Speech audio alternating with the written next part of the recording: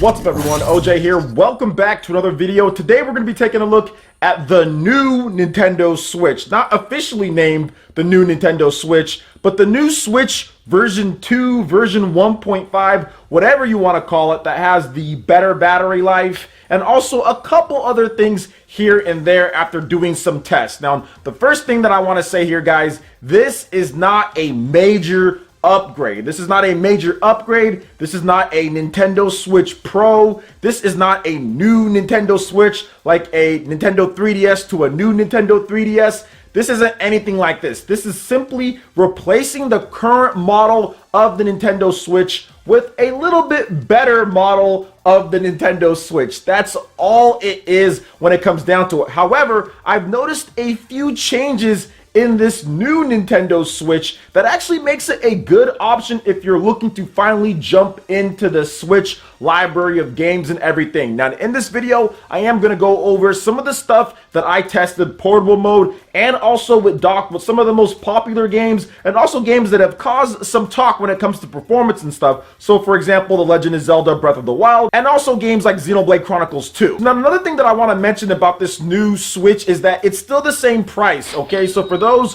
who are trying to kind of get into this, it's not more expensive, it's not cheaper, it still retails for $299 here in the US. And from what I understand, it still retails for the same prices across the world in terms of what price the Switch is currently. Now, you can identify the regular Switch from the new Switch here in the West, at least, from the boxes, and I will pull out the boxes just so you guys can see the differences between them. All right, so I've got both boxes here. So here is the old model box. As you can see, there's white on it and the Switch is faced one way with the hand kind of coming across the top of it. Now that is the old box. Down here is the new box right here. As you can see, it's all red. There is no hand at all. The back of it looks like this. So this is kind of how you can identify the new from the old, and I'll kind of put both of them kind of on the screen here so you guys can kind of see from here facing forward. Actually, this one's right there, facing forward on both sides. This is kind of the difference between them with the new and also the old. So this is really kind of how you can identify it right here. There's also model numbers as well that are different when it comes down to it, but this is how you identify it. And all of your stores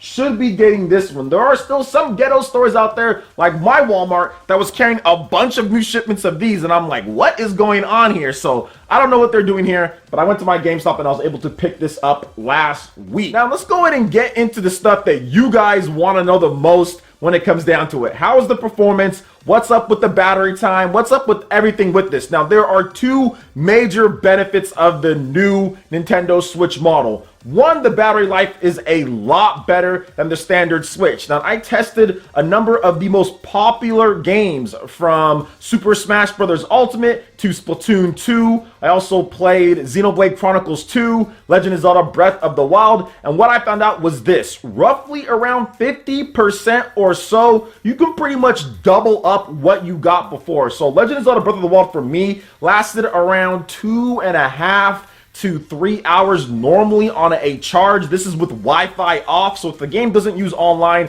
I'm not having the Wi-Fi on. So that's pretty much how much it would last for me. And now with the new Switch, I was testing it out, and at around 3 hours or so of having it on, I still had plenty of battery left. I had at least 40% or so battery, so I could have went for a lot longer than even what they were saying there. I think it would have at least went for another 2 hours, maybe a little bit less if it's 40%, but you guys know what I'm saying there. The battery was really good on that. With Xenoblade Chronicles 2, that game pretty much ate up battery pretty quickly as well, especially once you start getting everything on screen. You're in the open-ended world, there's all these different monsters kind of going around. I would get around 3 hours with that game as well, maybe a little bit more depending on my playtime. This time, I was literally at almost 6 hours with Xenoblade in terms of leaving it on, and that's with Wi-Fi off, because once again, that game doesn't really use Wi-Fi either for what you need. So that was incredible that I was near 6 hours with that game playing it a ton. And then also Splatoon 2. That one's interesting because that game drains your battery portable mode like crazy. It would be about 2 hours with the Wi-Fi on and playing, which I played a lot of portable Splatoon back in the day because I love the HD rumble of the Joy-Cons.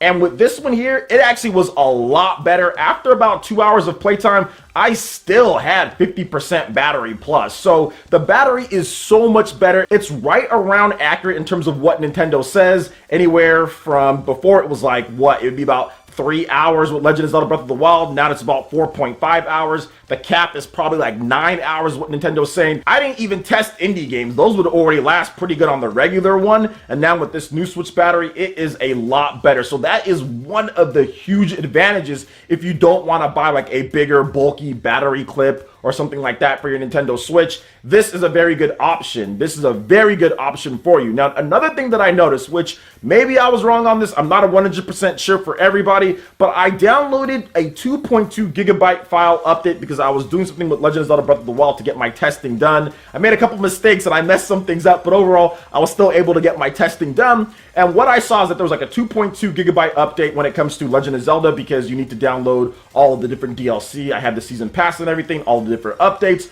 all of that, 2.2 gigabytes. And I found out that on the newer Nintendo Switch, that downloaded in half the time. I think it took me around 25 to 30 minutes on the regular Switch. Somewhere around there on the new Switch, it was like around 12 to 13 minutes. I just noticed across the board, downloading was quicker for various other things that I was testing out as well with my new Switch because I had to get a new memory card. Or I actually just took my old memory card from my other Switch because I have 3 Switches at this point. So I did notice that with it, the downloading does seem to be faster. Now, when it comes to cosmetics with the Nintendo Switch, nothing really different on there. The only thing that I might have noticed was the Joy-Cons feel a little bit different. I'm not really sure what it is, whether it's just the texture or whatever the case is. This is my first time actually having these color of Joy-Cons. Maybe it's different from my Super Smash Bros. Joy-Cons, or maybe it's different from my other regular standard gray Joy-Cons. I'm not really sure. I'm pretty sure it's the same material, but either way, it did feel a little bit different on there. Now, when it comes to performance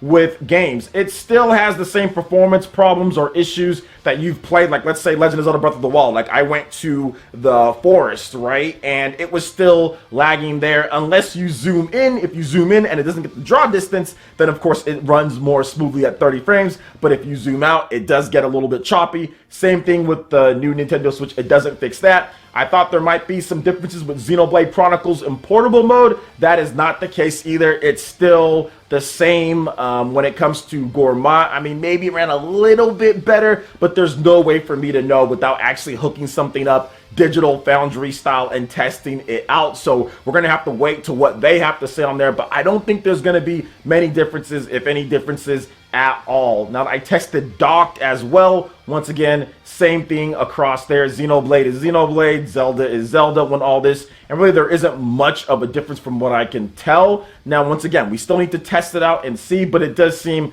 everything's the same from the teardowns that we've gotten so far and from what people are looking into. Now, one more thing that I do want to mention is that it does seem like games load quicker on the newer Nintendo Switch. I've seen some other tests out there. I've tested it myself just a little bit. Seems like there's a little bit quicker loading on there on the newer Switch, but I don't think it's anything too drastic when it comes down to it. But it does seem like it loads a little bit quicker as well from what I've seen too. So the big things for me though, not necessarily the loading, because that's going to change based on your SD memory card. That's going to change based on what style you've got, based on the type of SD memory card, based on internal memory compared to not. So for everybody, that's going to be a little bit different. A lot of people have certain SD cards, so I don't think that's as big of a deal when it comes down to it, because the only way would be like to test it with same SD cards, same everything on internal memory compared to not, and everybody just has so many different configurations. So I'm not sure if that's as big of a deal, but to me, the two big things to kind of round out this review for it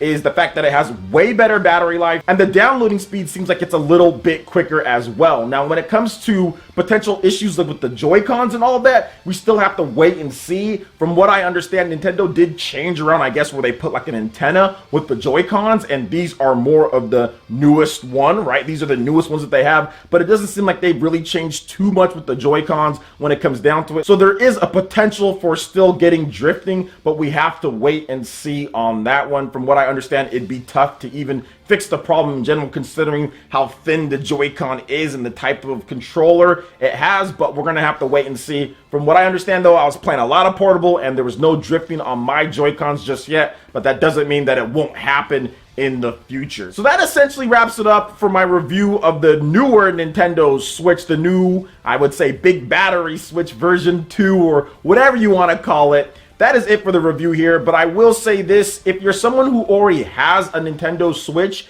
and you play mostly docked, I don't think it's worth you going out there and spending $300 to get this, or getting one and trading in your system or anything like that. It's definitely not worth it. However, if you're someone who plays portable a lot and you don't want a battery clip or something bulky to be attaching to, and you want to take your shot maybe with the antenna being moved around and the Joy-Cons being a little bit better for it, then I would say that, yeah, this new Switch is definitely something that you should pick up, because if you're playing a lot portable, the battery life is definitely better on here with nothing else added on. You're going to get a lot more playtime across the board when it comes to indie titles or the bigger games. Fire Emblem, Three Houses, all of these games definitely last a lot longer on this newer Switch, especially if you're playing like at 50% battery. If you don't crank it all the way up, it's definitely a lot better, and I recommend it for that. So you should buy it if you're someone who plays portable a lot and you don't want a bulky battery clip, or you don't want to clip anything on. Definitely check out maybe getting this if you're a portable gamer, you want to only play your games portable, or that's how you play most of the time. Not only play portable, but that's how you play a majority of the time, and that's what you prefer. Definitely this newer Switch might be for you. If you're someone who plays docked a lot and you already have a Switch and everything's going good, you have your SD card, everything's set with you, and you have like a Pro controller, then I don't think this new Switch upgrade is for you. I'm actually really happy that I bought this newer Switch. I think it's really cool. I think it's sleek. I think the battery life is great. Whenever I do travel, I'll have that big battery for it. So I think it works for what it is. For someone like myself, where I mainly play docked, but there are multiple times where I go over to my mom's house or family or friends or whatever the case is, and I play portable, I think it'll definitely suit it for that. So I would have picked it up, but that's just me. So what do you guys think about this new Nintendo Switch? Have you guys picked up yours yet? What are your thoughts? Are you leaning on getting it? Are you leaning on not? I'd love to hear what you guys have to say in the comment section below. All right, guys, that wraps it up for this video here. Go ahead and check out the links in the description below. We got our Facebook and Twitter, social media. Go ahead and give us a like and a follow on there. It really helps us out. Also, make sure you hit that like button if you did like this video. Let me know you guys want more content like this going forward in the future. And subscribe to PlayerEssence for latest RPG, Japanese, and Nintendo gaming news. Thank you guys so much for watching, and we'll catch you guys for the next one. Peace.